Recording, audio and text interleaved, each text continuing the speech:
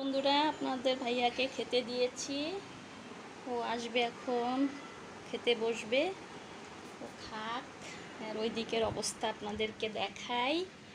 এই যে দেখুন, আমার লাউ দিয়ে মাছের তরকারি রেডি হয়ে গেছে আলহামদুলিল্লাহ। আর একটু পরে বন্ধ করে দিব চুলা। আর এটা কষাচ্ছি আর কষাচ্ছি। আজকে আবার অনেক দিন পরে আজকে আবার গ্যাসের সমস্যা। দেখুন বন্ধুরা, এই চুলায় গ্যাস দেখা যায়?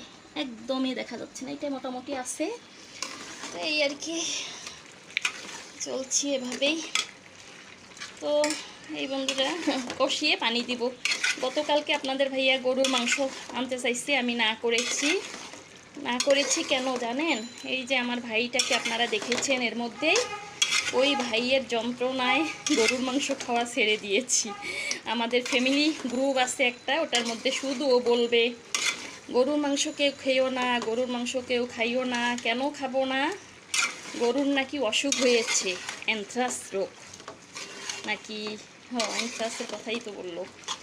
তো যাই হোক, এই ওর যন্ত্রণায় মানে ও এতভাবে বলে, খেতে চাইলেও আর মন চায় না খেতে।